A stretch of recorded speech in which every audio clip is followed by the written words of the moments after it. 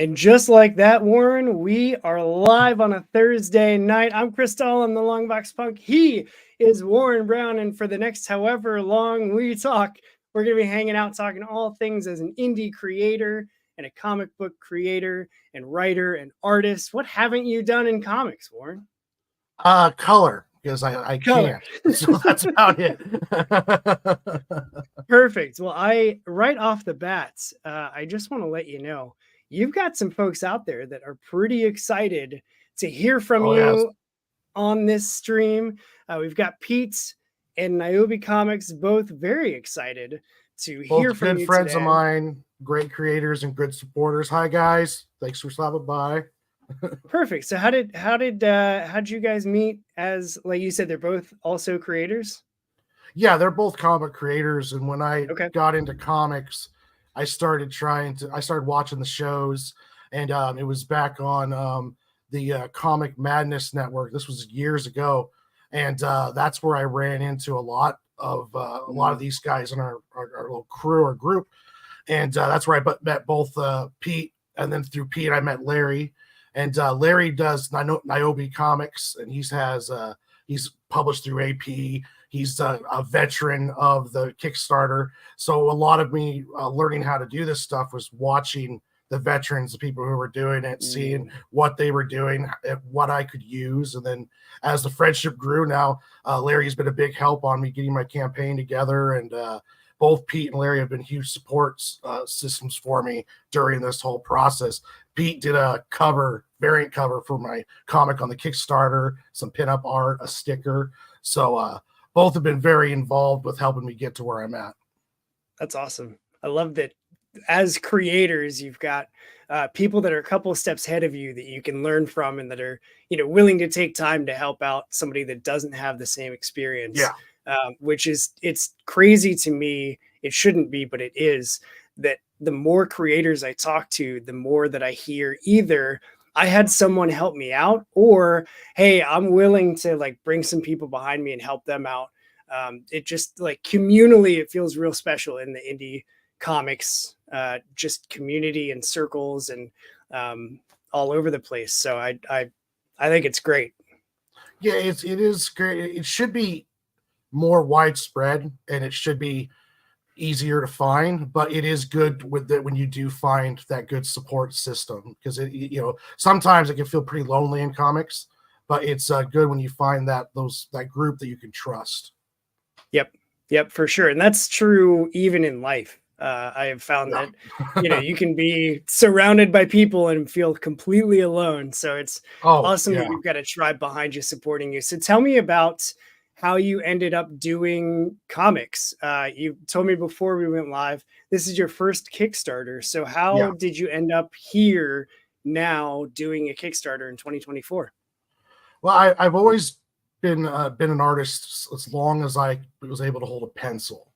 I discovered comics when I was in middle school, and then I've always been at the doorstep of trying it. But it's a very huge task to take on, making a comic book, and every time I got close to it, my lack of confidence and just the size of it, and with life going on around me, I just never pulled the trigger. Fast forward to 2016, and I was working as a cement truck driver. Really good money. Everything was going pretty good, but I just wasn't happy, and I wanted to. I was like, I'm getting up there. Like I'm in my late 30s. It's time for me to pull the trigger and do this. I need to do this. So then I just started. I tiptoeing my way to start to try to create a comic, and I started pulling up old drawings of characters. Sig and Joe was a character that I created back in when I first got out of the Army in 2003 in college. I was in college in diesel school, and I pulled them out, and I just started. I was going to set out to make at least one comic, one 24-page issue. And as I just started getting into it more and more, I hit the breaking point that you get hit when you do this stuff. And instead of quitting, I just picked myself up and just kept going. And now it's like even if no one reads them, I feel like I'm always going to be creating a story in a comic book now. It's Yeah. just it's like it's just part of my life now. It's taken over every aspect of it, and I'm just having a blast. That's awesome. Thanks for your service. Also, by the way, Oh, I love that you have found yourself now where you said that it's taken over everything. Are you is it, yeah. or Sig and Joe? You're the only characters that you're working on, or are you like one of those overachievers that has like 7 stories with all these different things constantly working? What does that look like for you? Right now it's not 7, it's about 4, I think, Okay. maybe 5. I have I've developed Sig and Joe's an ongoing, and I have like this huge 100 issue type story planned out. But I'm doing a one shot called How the Realm Stood Still, which is a fantasy sword and sorcery story told with anthropomorphic characters, and they face a 1930s style alien invasion with the big hulking robots and the heat rays. And Yes. that's going to be a 100-page one shot that I'm already halfway done with. And then Jeez. I have a Santa Claus horror story that's about 24 pages long that is getting ready to start doing pencils on. And I also I just did finished during the campaign. I finished a 17-page story called "How the Squirrels Saved Longview." It's a one-shot comic for a convention that I'm going to in August. So it's a special comic just made for the town of Longview, and Okay. I made it just for that convention. So yeah, I've got all sorts of different stories and coals in the fire. Sig and Joe is just kind of like my entryway into comics. That's I call them my college course on comics. I Okay. learned by essentially just making that comic. Yeah. So did you always kind of know, I'm going to drop this here. Did you always know that you wanted to do both the writing and the artwork? Or were you like, did you kind of stumble into that as part of that? You just got to that sticking point and then decided to pick yourself up. Was it with that sort of like tension? Or did you always know, like, nope, this is my story? These are like, I can draw it, I can write it, I can do all the things with it, except for color. Yeah.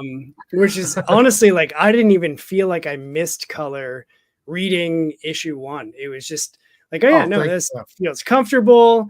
I love the space setting and that like you took it in directions that I wasn't even prepared for you to take me in, honestly. With a character, because you had Sig and Joe appeared, you had a web comic, right? Yes, That it was you were on doing with Webtoons. them. Okay, Yeah, I because did I 56 pages of artwork for that webtoon, and then I couldn't use any of it, so I had to start over. that's why there was a difference. Okay, because I had Yeah. read some of the webtoon and I was like, okay, yeah, this is kind of like this is the buddy system and they're super and they're heroes and they're saving the day and they're jumping out of helicopters. That's cool. And then I started reading what you sent over to me and I was like, this is drastically different. But I Yeah, loved all the aliens that you created and the things that felt familiar but different enough that it just felt super unique. So tell me about like how you ended up writing Sig and Joe basically in space. I I first when I was gonna make it into just a pure parody comic, and it was like I wasn't feeling it. I wasn't having fun making it. I was like, you know what? I love big space epics. I love Firefly. I Mhm. love Terminator. I love Mad Max, Blade Runner. And I was also a big fan of taking not serious looking characters and then having them do serious stuff. Yeah. You take silly characters and make them do serious things. And I was always kind of a fan of that. I always thought, like, how cool would Sonic be if he was moved up to PG-13 instead of just a G rating, Yeah. or Mario if Mario was taking a little bit darker turn. And Yeah. a lot of that inspiration also came from. You ever read Eric Powell's The Goon? Yes. Yep. Yes, that was a huge inspiration where it's like he's Okay. going on levels where it's almost a parody, where they're Yeah. fourth wall breaking, and Yeah. then the next minute you're crying because you found out what happened in Chinatown, and it's or one of the ghosts that they're going through, or the story they're going through, it's a real heartfelt. And I was like, I really like how it's like that, no rules, you're doing what you want, and the story becomes more important, the characters, than Hmm. like the science and the world. It doesn't need to make sense because you're telling an interesting story. So Yeah. I wanted to do that with Sig and Joe, where it was like, if I'm going to make one comic and then eventually just say this is too much and quit, I'm going to just do exactly what I would want to read. And then that's where the story started building up together. And there was other influences, Full Metal Alchemist Brotherhood, the Yep. story structure that she uses with that book, I took a lot from that, with the Ishvalan War, and with how you can interconnect characters that have no connection through traumatic events in their lives. Yep. Like the factory blows up in town, everyone can be affected by that, and it can bring characters together through that shared trauma. So there is some of that inlaid as the story develops, and people will learn more of the history of the waste can, and with Sig and Joe, and why what's happening in the world is happening. And I just want to, like, if I'm going to do this, and if this turns out to be the only one that I do, it's going to be exactly what I would want to read if I picked it up off the shelf. So Yeah. That's great. I mean, why not, right? If like you said, if yeah. it's the one that you're going to do, you might as well put everything that you want to put into it and then see what happens. I loved the character for me that really was just insanely interesting is Amanda. And Oh, all right. like the I'm cheating here, and I'm looking at the bio that you've got in issue 1, where like her dislikes are listed as just mean people, but she's got the necklace of the memory cards that Yeah. are different program. Like that is such a great tool to use as a creator of just like if you need a very weird scenario, like oh he got injured, put your first aid card in and fix him up. Like that's such a cool, like limitless possibilities of where you could take her and what you could do with her Yeah. in this story. So I'm without giving too much away, are you like, was that very intentional so that you can do like crazy off the wall stuff with her? Or was that Yeah. just like how'd that come about? Well, I learning from like watching videos like Tarantino and along those lines, really trying to you build a bunch of backstory that your reader might never even know about the character. So with each character in the main family, U-Turn, Marv, Amanda, Sig, and Joe, each one has like this. I wanted to give them some kind of with their backstories, like limitations. And with Amanda, she can only process so much information at a time, and she's a very old model. There's really barely any in existence, and it's a lot of her being fixed is by U-Turn, essentially just kind of figuring it out and patching her together. Yeah. So I liked the with her, like it gives you possibility of all sorts of stuff, and it also it like if she puts in a combat chip and does something violent, it's how's that to affect her once she's Mm, done doing that. yeah. There's a lot of stuff that you can do about, it's like she has to face the responsibility that, if this stuff starts taking over. And I want to play around with that because I want to try to give every character in the main group something to grow as the story progresses and going along. So each one kind of faces their own demons and how those demons can infect how you interact with the family and along the unit. That's So cool. yeah, so Yeah, there's a lot of stuff planned for her. that's cool. I noticed in a lot of the dialogue between her and U-Turn that he seemed very paternal and protective of Mm, her. So I'm glad that you mentioned that he's, the one that's patching her and fixing her up because he's Mr. Fix. He's the fix it guy. yeah, I mean, that makes total sense relationally to have him then see her as like this child that he needs to protect. Does any of that like paternal instinct come from like your personal life, or is that just something that like just kind of developed as you were writing out these characters? Well, U-Turn is the patriarch. He's the one that got all of them together. And he's modeled after my grandfather Okay. at a lot of aspects. And it was from my grandfather was a very troubled man. He'd had a lot of stuff in his past that he was not proud of. And he always taught us, like, under like this strict kind of rule, like, you do the right thing, try to tell the truth, support your family. And then when you find out later, after he passes, more of the truth of his past, there was this almost a little bit of a bite, like, you were writing me so tough, but yet you were like this. But then you realize that out of love, he's trying to make you better. And a lot of U-Turn has a very troubled past, some stuff that he did before he settled where he's at now. And a lot of that stuff starts to come open and play.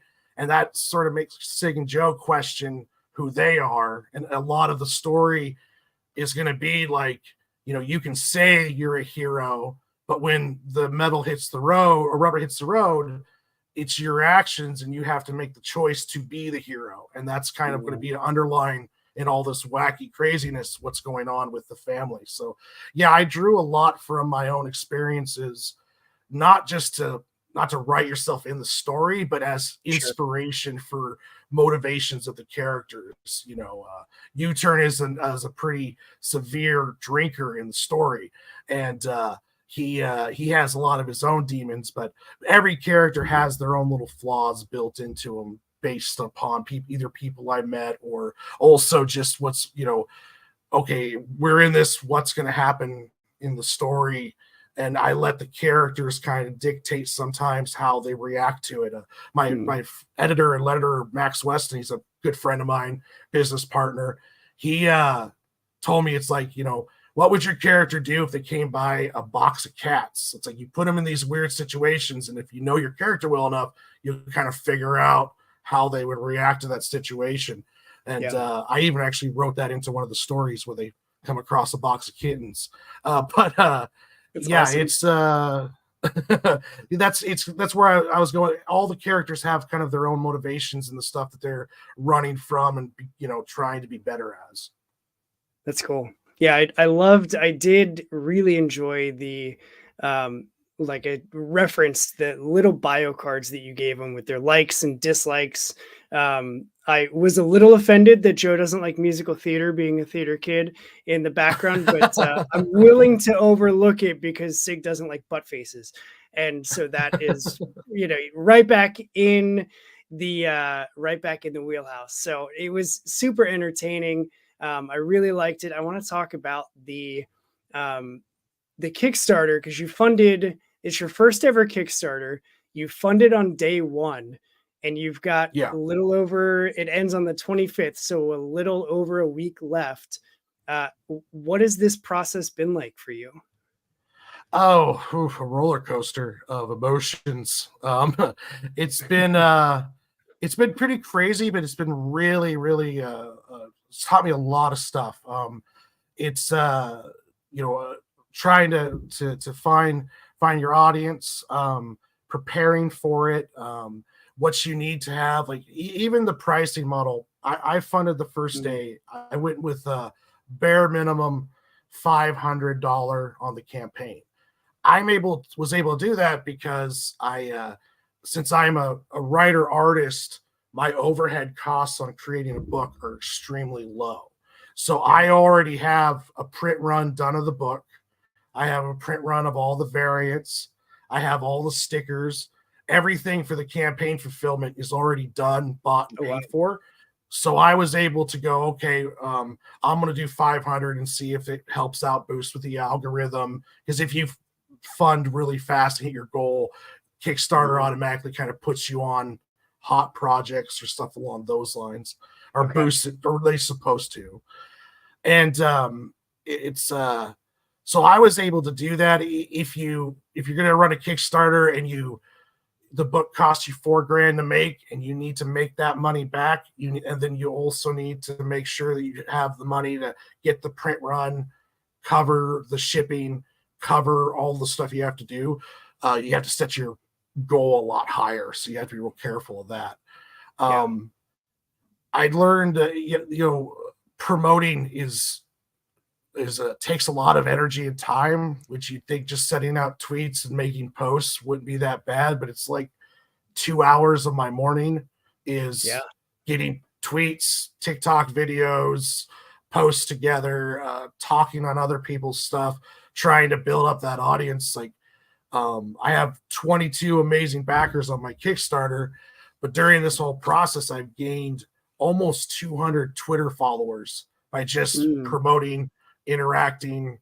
So I'm starting to grow up that audience and base, and it's one of those things that if you are going to do crowdfunding, or a Kickstarter or Indiegogo, you should have in mind as many people as you can bring into that, the better, especially when it Yeah. comes to funding, when it comes to having that audience. Um, there are certain things you can do that can fit the meta Kickstarter, how you address your campaign, the image you Mhm. use to show off on the search, the main card image, Yeah.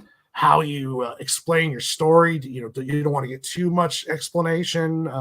Make sure you show interior pages if you should have them. I suggest having the book done before you do a Kickstarter, especially on your first one. But some people, the Kickstarter's paying for everything, and then that's a really big risk you got to be careful of. Can your artist finish it in time? Do you have the Yeah. timetable correct? There's a lot of moving parts they got to be careful with. But it's been a really good learning experiences, finding where my weak spots are, where I need to build up. Just doing a sales pitch is something you have to practice and understand. Like, 30-second pitch of your Mhm. story sounds like it might be easy, but no, you're trying to jam information as much in there to catch the person's ear, and you're doing it in 30 seconds. Like, I find myself sometimes they'll ask me about the story and I just end up rambling to where I'm like, oh God, I'm not even making any sense anymore. Right. You're trying to Homer Simpson like out of the thing. Yeah, huh? Yeah, yeah, yeah, yeah. Yep, yep. No, no, but I forgot to mention. Yeah, yeah. It is tough. Yeah. I agree with that. So I used to work at a church, um, and similarly, they were like, "Hey, if any like brand new church people ask you like what your salvation story is, you need to be ready to give that like on an elevator. So, what's your Yeah. elevator pitch?" And it was drastically more challenging than I ever would have thought because it's like the same thing. I gotta encapsulate like how I got here, when I got here, why I got here, and how it's been Yeah. different since in it like between floors 1 and 2. How am I gonna do that in 15 seconds?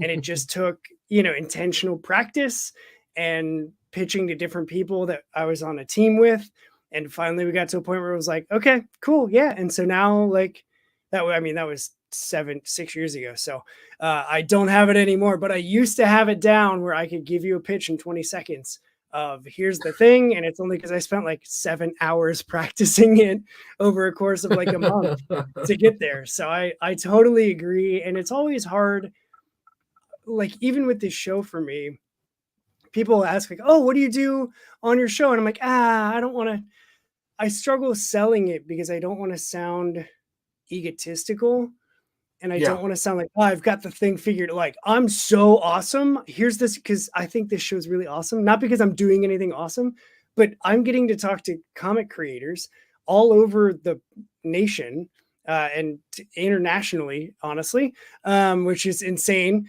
But I've talked to like international people about comics. Like, how freaking cool is that? Yeah. That's And awesome. like I don't want to then turn to my coworkers or, random people when I'm out with my wife or whatever that see a hat, or like if I'm at a concert and they see my vest and they're like, "Oh, what's the deal with that?" And it's like, well, like it's all kind of led me to this thing, but then I don't want to be just another guy that's like, "Yeah, man, you should totally check out my show." You know what I mean? Like it's the Yeah. coolest thing ever. Like I hate those Kyles. And no offense to any Kyle that might be watching, but I don't want to be that guy. And so it's real hard for me to find the difference between those two areas of braggerson and like humbly and properly selling myself. So it's always a work in progress. And I don't Yeah. feel like anybody is ever gonna like, you know, even probably people like Greg Capullo and Scott Snyder and Jim Lee, like I'm sure even they still have those moments of like, okay, I got to figure out how to do this properly, put the things in order, and then pitch this like, here's my Yeah. thing. You want to pick it up? So is there like doing everything yourself and then having a successful Kickstarter? Are you keeping and staying like just doing everything yourself, or would you eventually want to like pitch Sig and Joe to a smaller publishing company and see if it can get picked up for distribution that way? Yeah, that's part of the future plan. Publishing companies like to have finished arcs. So the first arc of Stick and Joe is 4 issues long. Currently, issue 2 is done, lettered, and ready to go. Issue 3, I'm finishing up the artwork on the pages currently, so that'll be Mm-hmm. done by the end of July, and then issue 4 should be at the letterer by the end of the year. Once I have issue 3 done, I've already planned to talk to pitch to Antarctic Press. I've Okay. talked to Ben Dunn, and I'm planning to do a one-shot crossover between Pengu is the penguin sidekick of his character Penguina, and we're going to do an Antarctic Press Superverse crossover with Pengu and Sig and Joe. I pitched him the story, and he's all down for it. So the plan for me, it's everything. I'm doing everything kind of like, all right, so my plan is to go from here to here. What's everything I could do in between? You have issue Mm-hmm. 1 done, well, then you can do a Kickstarter, because floppies sell pretty good on a Kickstarter market. Indiegogo, fund my comic. Well, then once you get all your arc done, you have a graphic novel. Well, that graphic novel you can pitch to comic book shops, because comic book shops usually want to buy the book at half the cover price, so then they can sell it and then make their money back. It's a Yep. lot easier pitch for a comic book shop to have a graphic novel than it is for a floppy. To get it into AP or a publisher like that, so they can get it onto comic book shops, with advertising in you're in the books, your preview magazine along those lines. Yep. So for me, it's kind of like all roads are open, and as I go along, and it's all about collecting content. The more content you have, then there's different stuff you can do with it. I've always been under the philosophy is I can make Sig and Joe the first arc, and no one likes it for 5 years. Well, then all of a sudden I find a fan base for it, and it blows up. It Yeah. never expires, So for Yeah. me, I'm going to plan on hitting every avenue I can as soon as I have the content to do that, and to put those out. Like, I'll be running a Kickstarter on the How the Realm Stood Still one shot, and also the Santa Claus one shot. I'm also, because once I build up more of an audience through multiple Kickstarters, Sig and Joe 1, 2, 3, and 4, then I'm going to say, well, hey, check out this one shot I did, a graphic novel of this fantasy story, and check out this Santa Claus horror story. So it's all building off of as I get the content together. So there's definitely roads of publishing, pitching myself to comic shops. You're just walking in. I live close to Portland, Oregon, and there's a bunch in Portland. So Yeah. walking around that local scene, conventions. So I'm going to hit everything I possibly can.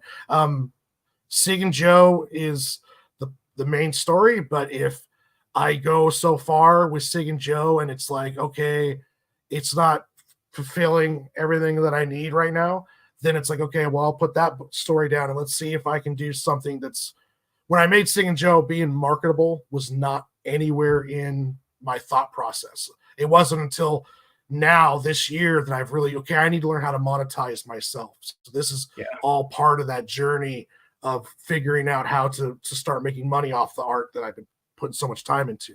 So for me, there might be a project in the future. It's like, well, so I'm going to give Sig and Joe a break, and I'm going to try to work on something that I'm going to hit a larger target audience or something along those lines.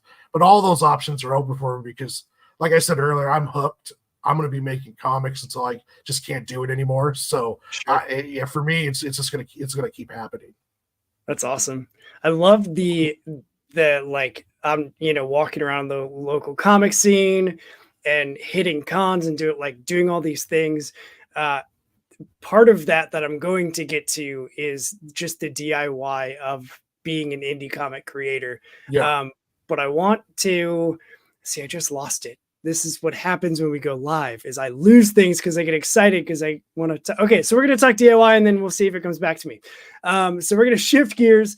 So walking around the local area with your book and like hitting up all the shops and the cons and stuff, does that come like has that always been part of who you are, uh as like I just gotta DIY this and make it happen for myself, or is that like a learned trait slash skill that you've been developing? The DIY part, no. I've always been kind of like I can depend on myself. So the more less moving parts, the better. But getting out there has been a completely, that is the entirely the opposite of me normally. I am very reclusive. I don't like going crowds. I don't like going out and doing a bunch of stuff. So part of this whole journey, especially this year, has been if you want to make this work, that's a weak point. You need to Mm, get over that fear and get over that wall. Larry and Pete are always trying to get me to stream more, and I'm always have an open invitation to go on their shows, but I'm just like, I'll just hang out in the chat and lurk. But no, it's been going completely opposite of what I'm used to. One of the things about this campaign is it's been like emotionally just draining. Like I'm mm, talking to people way more than I used to. I mean, I have like 5 interviews this month, and it's like that's the most I've ever done. yeah. It's been a process, but it's part of, if you want to get over something, you just need to face it and go head first into it. And I was afraid of when I started making comics. I was afraid of the reception. I was afraid of Mm, can I do it? Do I have the talent? Do I have the ability, the drive? And I just said, well, I'm going to do it. Screw it. I'll just go head first into this. And yeah. then now with marketing, I've just told myself the same thing. Hey, you want to make this work, you got to get out there, you got to meet people, shake hands, kiss babies, whatever it is, and make it happen. Right, right. Do all those things. Pete did weigh in and just to let you know that you inspire him because you are a rock star. So again, just Pete's leaning a good into support. having fun. I love having people that are commenting. That's great. Thanks for bringing these folks over and being Oh yeah. interactive on the stream. That's fun for me. So I remembered what I was going to ask you. So you were mentioning all the things like between point A and point B that you wanted to do, like the Kickstarter and then get the trades and do all that. How do you know what's between A and B? Is that leaning into your community? Is that asking other creators that might be outside your community that you like look up to? How have you learned all of those things in between? Because I don't know that I would know all of those things to do along the steps of the path that you're on. It's just it's a lot of it's observing. There's a lot of how-to videos, a lot of live shows. Part of watching Niobe's live show, they're constantly talking shop, and everyone, whether Mm, it's Sam Quentin of Sonopa Publishing or it's Max DeVille with Atrocity Press, they have their different ways of getting their visibility and their different processes. When I first started, I was learning the process that you take a big, you build up a like a 100 to 1,000 super fan audience, and then through usually like distributing out a free web comic, building up that audience like on a Patreon, and then transferring them over to a Kickstarter, which mm, is it works if you can build up the audience, which I learned very quickly. The audience building is a very slow, tenuous process. It's like walking 100 steps, but only traveling one step distance. yeah. And so seeing all these different methods, I just started trying to incorporate, okay, when can I do that, and also like when can I do that in the process. It's like I talked to a comic book store owner, and he's like, yeah, I like graphic novels because this, and that's where I started learning about Mm, the markdowns for selling a product. It's like if he buys it from you at a marked down price, then resells at the marked up price. And listening to how guys were doing their Kickstarters and how they were building up their fan base and audiences, and I was like, okay, so I can do that when I have one issue. I can do that when I have the arc done. mm, Oh, I can do that if I create a one shot. So seeing these different methods and then kind of just incorporating my work and business model around it. It's like, okay, how do I tap into the one shot market or that deal? Oh, well, I could just start creating one shots on the side.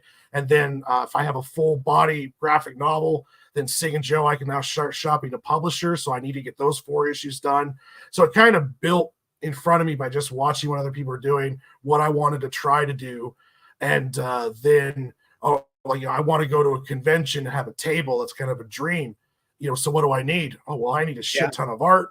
I need inventory. I need a banner. I need a tablecloth. And it's like, okay, well, what do I need to do to get that stuff? And it's like, okay, then it starts building the roadway, because I try to break down, okay, what do I need to get here? Do I need to become a better artist? Do I need to become a better writer? Mm, Do I need to have a better product? Do I need to have a product that's more marketable? And if I don't want to do that, then I need to be realized that what the area that I'm playing in only has so much profitability in it. yeah. Just all those different factors kind of shaping how I was moving through it. Because I'm not right now. Also, I'm kind of like, I want to try everything, whether it works or not, just because Sure. I can say I tried it. I Yeah. want to go to a convention. I want to do a Kickstarter, even if the book may not be something that you would find on Kickstarter. It's like, I want to try it. So here's my book. And so, yeah, a lot of it's just seeing which way, what I wanted to do, what other people were doing, and how I could incorporate that into my own stuff. That's awesome. I feel like that's a brain skill that I have yet to unlock, is being able to see it. It sounds like you had, here's the goal that I want to reach. And then you like reverse engineered how to get there with like the convention Yeah. of, okay, so if I get here, then like, what do I need to be there? And then figure out those steps. And then each step has its own like process to build to and get to. Have you like, outside of comics, has that played out for you professionally before? Like that feels like a very like entrepreneur mindset. So like, do you also gaslight and run like 7 companies on the side? Like Yeah. where did that come from for you? A lot of this developed while doing this. Like a lot of it Okay. came from, when you're making this a creative, any kind of creative endeavor, music, comics, or any kind of entrepreneurial, there's a risk of the product and of failure. And a lot of the ways I learned how to mitigate through the fears of failure and also through just stuff not working was being very, very honest on how I looked at things. So like if the book didn't do good, I have to be honest with myself. Okay, is it me? Is it the art? Mm, Is it the sell? Is it the merchandising? Is it the marketing? Is it, I trying to really look and break down, because I'm a firm believer that taking responsibility for what you have control over and what you're doing. So yeah. if the book doesn't do good, I don't want to blame a successful creator over here and Mm, start complaining about the subject matter of their book and how it's not fair that my awesome book is not doing awesome. Instead, I'm like, okay, what are they doing right? What first? Good for them. That's awesome. And what are right. they doing right? And how can I incorporate that? And is there those ugly truths you have to tell yourself? It's like, okay, well, Sig and Joe is not going to be go over with people who like certain kinds of content. Well, okay, well then that's a reality. You can't make Yeah. someone like Aqua Teen Hunger Force if they like watching Law and Order. Right. You have to kind of be honest with yourself. So a lot of this mindset came from me trying to figure out how I'm going to be able to keep doing it. So when these challenges come up, when hardships and realities you have to realize when you get to the breaking point that every creator gets to, where it's like, okay, either I'm going to keep doing this or I'm going to quit today. And when you get to that point, how do you get past that, and how do you keep moving? Because you already have the imposter syndrome and doubts. So a lot of this mindset just came from figuring out, how do I make this possible?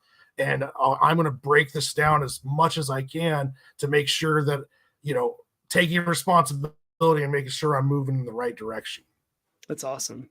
Yeah. Because before I never did any entrepreneurial stuff before. I was usually just, driving the truck, or I was employee number A. In the Army, I was just, I was a combat medic. I never really had any kind of push to be, doing my own thing like that at all. Like, I want to create a shoe sale company or something along those lines. So this is the first time, the whole idea of marketing and selling yourself was foreign and almost negative to me. The idea of it's like, I don't like this whole trying to sell myself out there and all, it's like, sometimes it feels like you're just, you're yelling and no one can hear you. Like, I tell my friends, I would rather get a 10-page negative review tearing apart Sing Joe than get nothing. Like, silence is the worst thing as a creator, in my opinion, that I can get. If I don't get some kind of reaction where they're like, oh, dude, this is so cool, I really like this, or like, man, I don't get it, this sucked, I don't like the fourth wall breaks. You can learn from everything, even the most negative stuff you can learn from. And it's one of the things I've had to teach myself through this, because I've had a couple negative reviews and I've been raked over the coals a few times, and you have to learn how to take the positive from that, learn from it, the truths out of it, and then improve and get better. Yeah. And speaking personally, I love the fourth wall breaks that you had in there.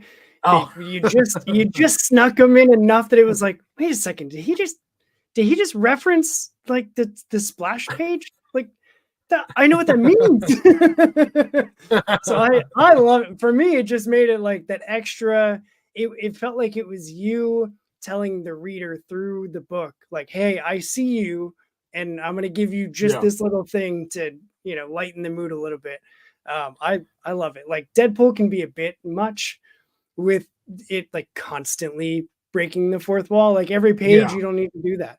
But I think there were 2 times that it was like, oh, Sig's aware of what's happening. And it only came from Sig, if I'm not mistaken. So it was like, is he on a different level than everybody else is, that he knows what's going on? And like, it was just very fun for me. For a little bit about Sig, he's going to be the only one that fourth wall breaks. And where this came from, how the style I do it in is, I would do, if I'm in a group situation and I do a lot of, say a lot of funny stuff, or I try to be funny along those lines. And sometimes I would actually like quote movies, and like almost as if like, we're living in a movie. So for Sig, I was like, I'm going to have Sig, if you ask Sig, like, okay, what's your reality, Sig? What is this? He believes in a simulation theory, and he believes that his entire world is just created by this stoner guy from the Pacific Northwest, and that's his belief. Now, the other characters here, that's just a stupid simulation theory, conspiracy theory thing. But as for Sig, he's going to be constantly little stuff here and there where he'll break that fourth wall, and he'll kind of, it'll be a little wink to the crowd along those lines. But yeah, it'll be just, if you ask Joe, he's like, oh, he just believes that nonsense. I guess if your cousin who believes that we all ascended from lizard people in the core of the earth or something, that's the way I'm treating it, except his is simulation theory, that everything is just a comic book from the mind of a Pacific Northwest stoner. So that's where I'm going to play. There'll be some jokes in the future where he's like actually says something like, well, we probably would look better, but Warren probably was too lazy to draw it, or something along those lines, where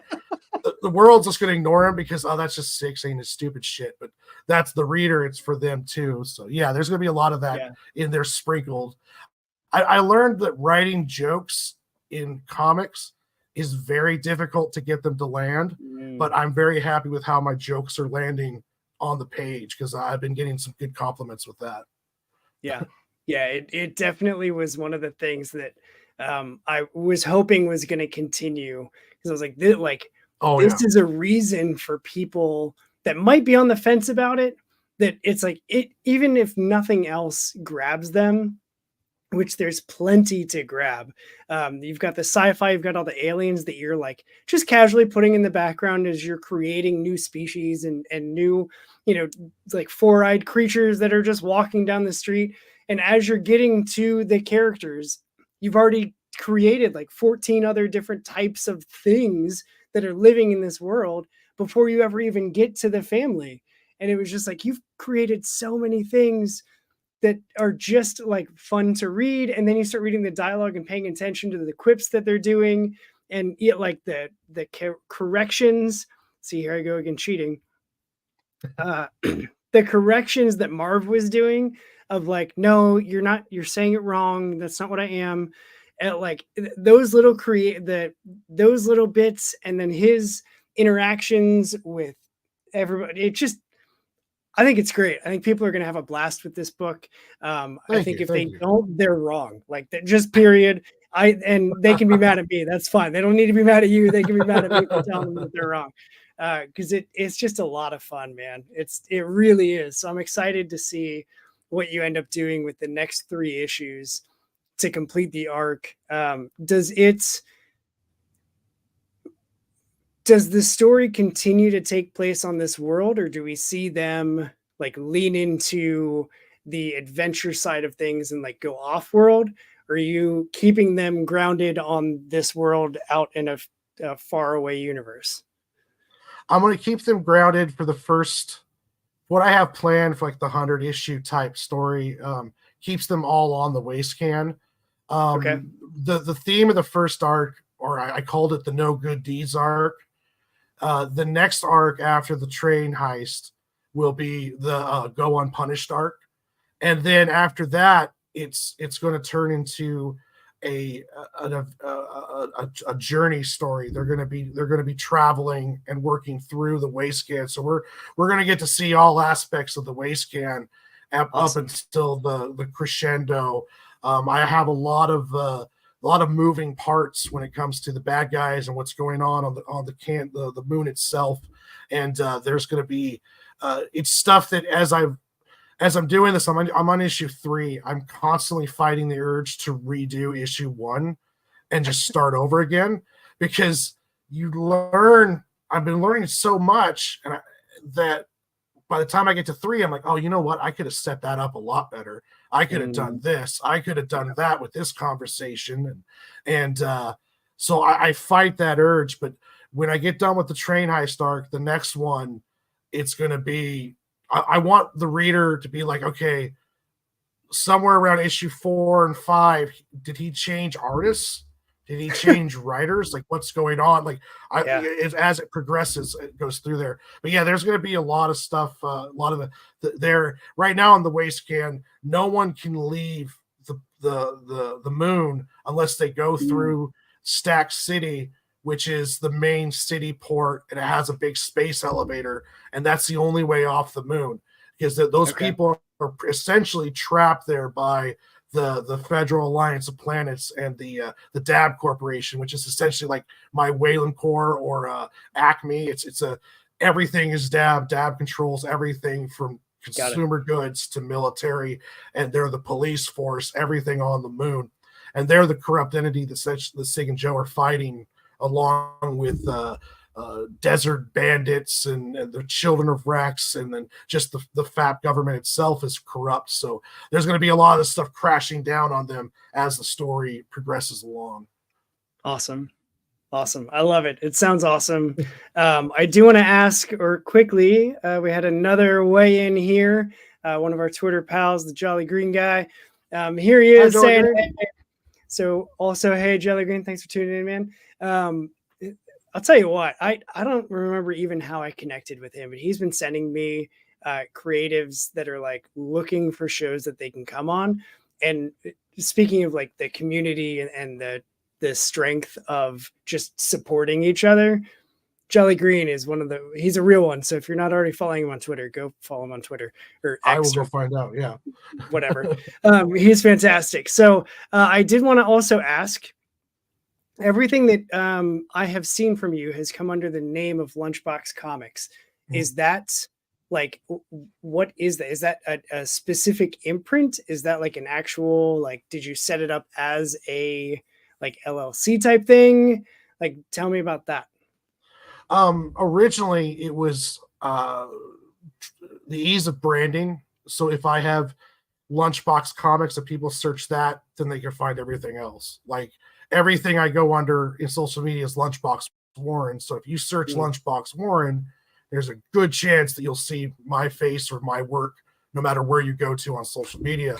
Right now, the business side of it's actually under Daily Grind Press, which I started with my friend Chad West or Max Weston, and him and me, he's a writer himself, and he has 2 books that are both getting ready to come out, and we that's the imprint that we're kind of publishing under. But a lot of that's just also for, you know, LLC legal, and the ease of having one place or one name to find you makes it a lot easier than being multiple different names all over the place. So I just, you know, it just makes it easier when you're doing, like, if I'm going to do multiple books, I just want people to be able to find me, Lunchbox Comics. And it's been moving more towards the Daily Grind Press because we started that like 2 months ago. So that's kind of the new one. And he was Fun Guy Comics and I was Lunchbox Comics, but now we're both under the Daily Grind Press label, which I'll probably start moving everything to that here in the next couple months. But yeah, it's just for ease of marketing and for people to find you. It's smart. Yeah, it's like having the same social media handle everywhere. Yeah. That's I learned that from Pete Vasquez, and I started using it, and it's a huge help. Yeah. Yep. It's super smart. It makes it like, even I've gone on, there's websites or socials that I've gotten onto just to claim it in the event that I eventually want to use it down the line. Like I have never done anything on TikTok ever, but you bet your ass there's an @ I'm Crystal, like, because that's everything else for the longest time. This show is the first time I've ever done anything not under my own name on social media. I was like, I'm going to keep it simple. Like, I can't overstretch myself. I'm just going to keep it on Threads and Instagram, and then have all the videos on YouTube. And that's just going to be my thing. And it's, you know, it works for me. It's like, I don't want to be a social media marketing guru with schedules and decks of, you know, publish this here and schedule. Like, that's way too much, because I think social media should be social and it should be fun. And like, that's it. Well, that's what it should be. I honestly, I would say, I think too, that you really, to make one platform work, you have to spend more of your time working on just that platform. Like, I've narrowed mine down to, I live stream on Twitch, art, which I'm not doing very consistently, but I need to work on that. And then I'm going to build up my Twitter and my TikTok. I also have my Facebook, but I spend a lot of time on the Twitter building up fans on there. And also I feel like if you funnel them all to one place, it's just so much stuff to do. It's easier if you focus trying to build up a couple main, and then that's it. Like, I can see the logic of trying to hit all of them, but when you're live streaming art and you're trying to build up an audience on Facebook, YouTube, Twitter, and Twitch, you're not going to be building up on any of them and just not really going anywhere. You got to focus on one. It's one of the hard things about doing it all yourself is something suffers, because you can never be, because every single aspect of this takes a professional with training, and you have to learn how to do it. Trying to do it all, you're going to suffer in areas. So it's been a juggling act of trying to strengthen up the weak areas for me. I bet. Yeah, and there's nothing quite as exposing as trying to do everything yourself and quickly learning that you can't. Just, you know, overcommitting. And I came to that real quick with this show, even, of like, I hadn't even put any of it together, and I was just like, I have this idea for a thing, And I immediately had 3 creators reach out like, "Hey, when you get that thing off the ground, like, I would love to come on and help you Yeah. with that." I was like, "Oh, oh yeah, no, okay, yeah, sure, sure, sure. I need to figure out how to stream." Like, what platform am I going to use? And then, Yeah. so it was just like, there were so many things that I wasn't prepared to do so quickly. And I have started doing Instagram live on Wednesdays because it's new comic book day. And I was like, that makes sense for me. And then, like, I did just the one I did last night. I was like, I am already booked through May. Like, I can't do anything else in May Yeah. because I have to set parameters for myself so that I'm not constantly like living in my office space here, doing this all the time and completely ignoring my Yeah. wife and my daughter and my dog and all the like, I have to go be a real human. I can't just talk comics all the time, even though I would love that. So Yeah. I do want to know, shifting gears again as we do, um, when it comes to music, what role, if any, does music play in your creative process or influences? Massive. Um, I have to have a soundtrack when I'm creating or I'm drawing. Even Mm, back when it was just when I was going to college, or I used to love. I don't do it as much since COVID, but I used to love going to a 24-hour diner at like midnight with the headphones on and just draw for like 3 hours. yeah. Um, so for me, I listen to a very wide range of music, and it has a lot to do. I don't really care what it is, as long as it creates an emotion, and then that I use that Mm, emotion for the creating the art. Like I'll create stories, ideas just off of hearing a song. I listen to a lot of video game soundtracks, a lot of those kind of trailer music guys that make mhm. the like the 3 minute instrumentals. It's kind Yep. of like the new millennia's version of classical music, and Yep. I listen to a lot of those. And whatever gives me inspiration, like there's a Katy Perry song that just struck with me, and I drew a whole picture while listening to it on repeat. It's just whatever it is. If it strikes me, I have a whole list of wildly different kinds of music, and it's whatever I'm in the mood for. When I'm drawing pages, I'll just listen sometimes to the lo-fi hip hop beat stations on YouTube. They're like 3 hours long. Yeah, I'll Yep. be just Yep. listening to those, drawing away. But yeah, music plays a big part. I don't think I could draw if I didn't have music playing or something going on around me. Yeah. Yeah. No, I'm the same way. And I even find that, like, if I'm listening to like synthwave, which was Yeah. never a Oh, I thing for love that. me, but in the last like year and a half, man, if you put on synthwave, like, I'm gonna start writing sci-fi and I'm gonna have all of Yeah. these like big, huge off-world things. So I'm curious, like, if Sig and Joe had soundtracks, or like what posters would Sig and Joe have in their rooms? Oh, Speaking uh, of challenging you on knowing your characters.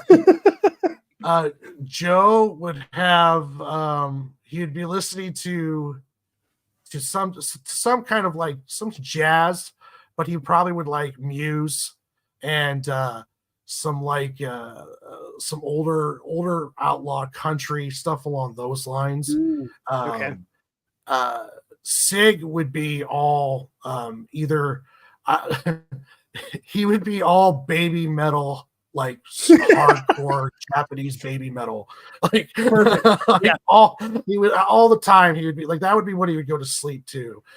Would be baby metal. Joe would be more along the lines of listening to more stuff that calms him and Yeah. a little bit more or downbeat kind of stuff. But Sig is all baby metal. That's awesome. I love that. Yeah. I thought with Sig, as you were talking about Joe, I was like, I wonder if Sig is like a K-pop fan.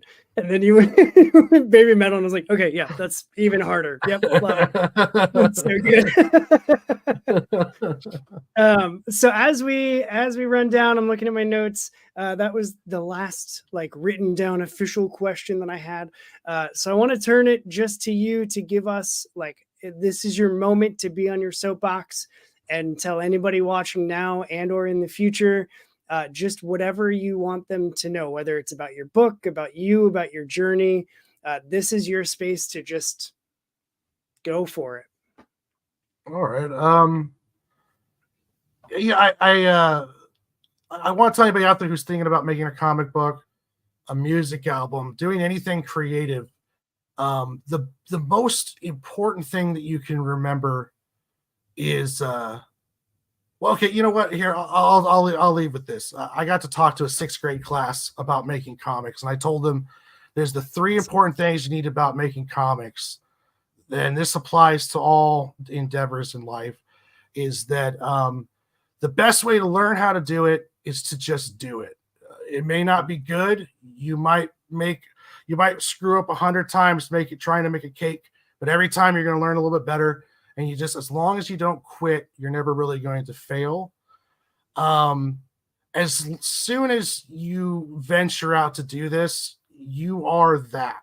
Like if you want to be a comic creator and you're making a comic book and it's on a piece of regular paper and you're doing it with a crayon, you are a comic creator, and no one can take that away from you. And it's what's important is that you realize if you're doing it and you're making it, then you are that, and you should be proud of that and keep venturing to get better at it. And the last thing to remember is that if you're not having fun, you're doing it wrong. And this is not an easy thing to take on. You're going to be sacrificing a lot of your life in this adventure, but just make sure you're having fun and it's rewarding. And at the end of the day, you'll never regret spending 3 hours drawing or spending all day writing a song. At the end of it, you're never going to regret it when you see that product in your hands. So remember those 3 things, and you can get through this, and never stop. If you want to do it, there's ways to do it. Find a way and just keep moving forward. That's awesome. Well said. Well said. I love the, like, no one can take that away from you. I love that. Yeah. I can't think of a better way or a stronger way to finish this. So we're going to wrap. Cool? Yeah, cool with me. Thank you very much for this opportunity, for this awesome show. I had a great time. Awesome. Warren, I appreciate it, man. I also really enjoyed this conversation. I can't wait to personally go back and rewatch it just to take notes, because I feel like I just went to school with you and you took me to school. So I appreciate it.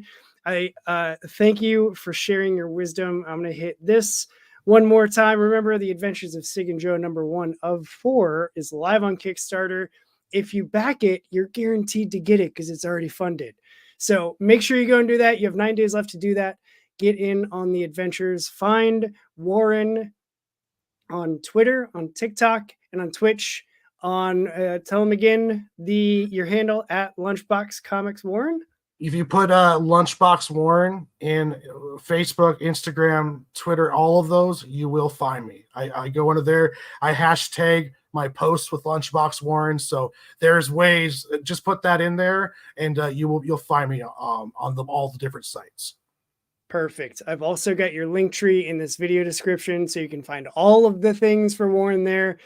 You're definitely going to want to follow his endeavors and adventures. Man, I appreciate you taking the time, hanging out with me, getting out of your comfort zone. And I think you did a great job pitching your book. Personally, Thank you. if I wasn't already backing it on Kickstarter, I would be now. So that's going to do it for this episode, or this interview, this live stream, all the things here on Longbox Punk. Thank you for tuning in, for commenting, for playing along, for sharing. And I look forward to more conversations. Now that's going to be it for this episode, punks. So as I always say, you need to go read some comics because they're good for you.